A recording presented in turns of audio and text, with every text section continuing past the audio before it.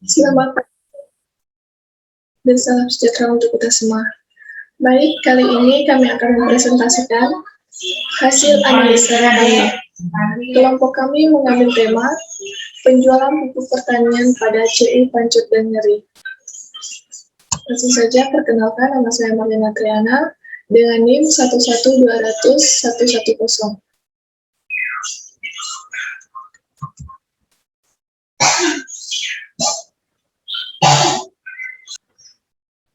Ini merupakan data kelompok kami.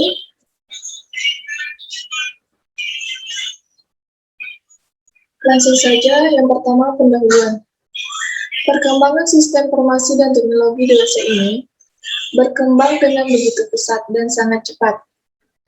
Yang mana setiap tahunnya selalu saja ada teknologi baru yang diciptakan oleh manusia dengan tujuan tidak lain untuk membantu meringankan pekerjaan manusia itu sendiri. Salah satu contoh perkembangan teknologi yang dapat kita jumpai adalah alat bantu dalam transaksi penjualan yang sudah terkomputerisasi. Namun ada pula transaksi yang masih dilakukan secara manual, contohnya di pasar-pasar tradisional dan pedagang kaki lima. Lalu, maksud dan tujuan.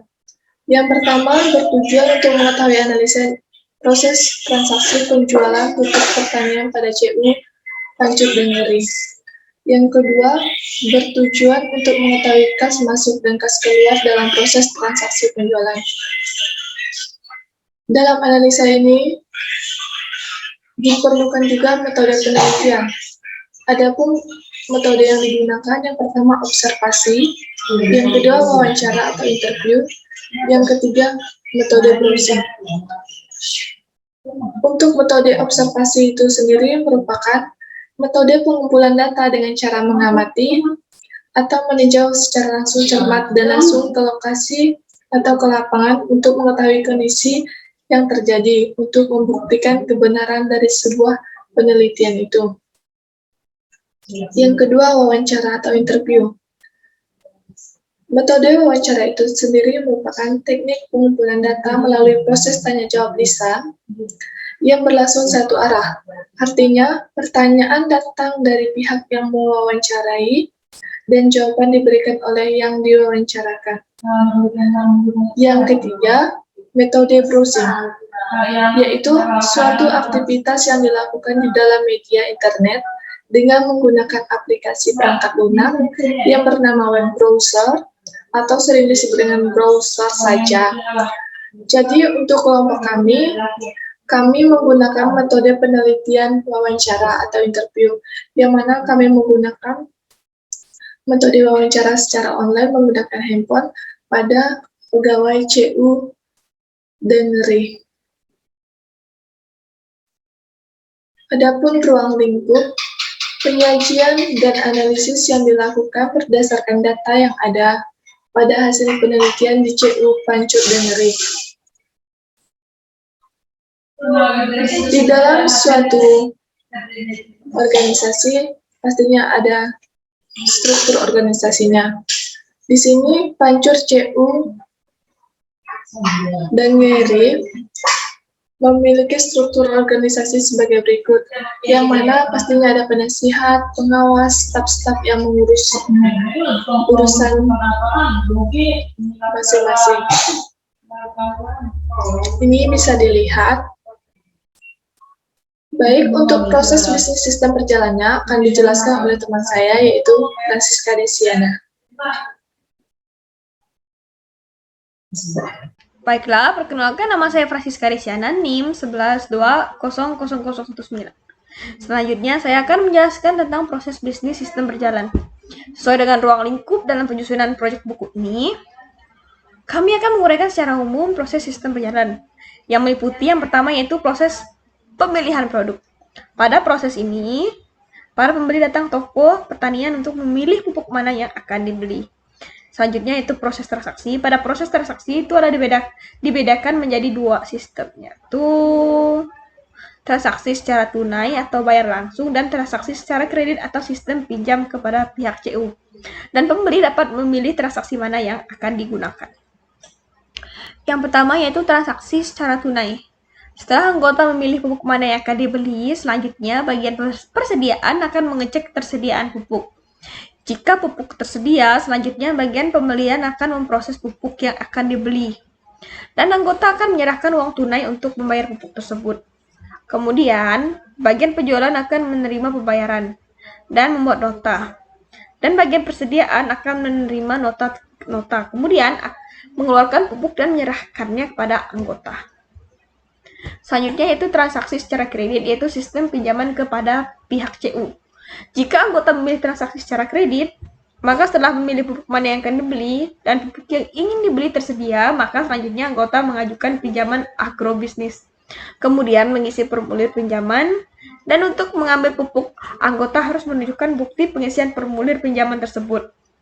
Selanjutnya, bagian penjualan akan menerima formulir pinjaman, dan bagian persediaan akan mengeluarkan pupuk dari gudang. Kemudian, anggota dapat menerima pupuk yang dibeli tadi. Dan ini adalah tampilan activity diagram transaksi secara tunai.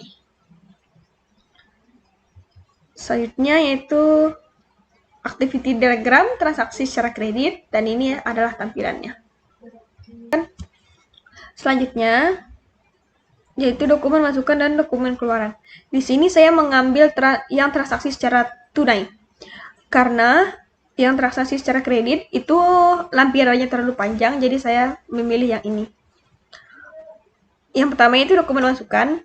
Nama dokumennya itu slip uang masuk, fungsinya itu sebagai bukti pembelian pupuk. Sumbernya yaitu anggota, tujuannya itu bagian penjualan, jumlahnya 1 lembar, medianya kertas, frekuensinya yaitu setiap ada pembelian pupuk secara tunai. Selanjutnya yaitu dokumen keluaran. Nama dokumen yaitu slip uang keluar non-validasi. Fungsi sebagai bukti pembelian pupuk yang dilakukan oleh anggota.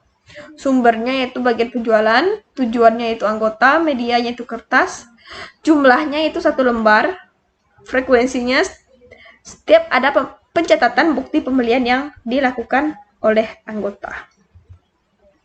Dan ini adalah lampiran dokumen masuk, dan ini adalah lampiran dokumen keluar. Selanjutnya, permasalahan dan alternatif pemecahan masalah.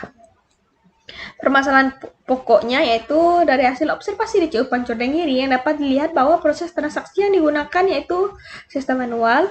Untuk mencatat bukti pembelian yang dilakukan oleh anggota masih menggunakan tulis tangan, dan produk yang dijual hanya produk pupuk saja dan tidak ada produk lain yang tersedia. Alternatif pemecahan masalahnya yaitu disarankan dalam proses transaksi penjualan pupuk sebaiknya menggunakan sistem yang baru, yaitu dengan pemanfaatan sistem terkomputerisasi. Karena dengan menggunakan sistem terkomputerisasi, transaksi akan lebih mudah diproses, dan pelayanan kepada pembeli bisa lebih cepat. Dan untuk produk yang dijual, sebaiknya pihak CU menambah produk yang dijual dan tidak hanya menjual pupuk khusus pertanian saja. Berdasarkan hasil observasi di CU Pancordengiri, maka kami dapat menyimpulkan bahwa pelayanan pembelian pupuk menggunakan sistem manual sungguh tidak efektif dan memerlukan waktu yang lama. Dan penjualannya hanya berfokus pada satu produk saja. Kemudian, yang menjadi pembeli hanyalah anggota CU yang melakukan transaksi simpan pinjam di CU, dan produk pupuk tersebut tidak disediakan untuk masyarakat umum. Saran dari kami yaitu untuk mengoptimalkan pekerjaan, sebaiknya sistem penjualan pupuk pertanian yang masih menggunakan sistem manual diperbarui dengan menerapkan sistem yang terkomputerisasi.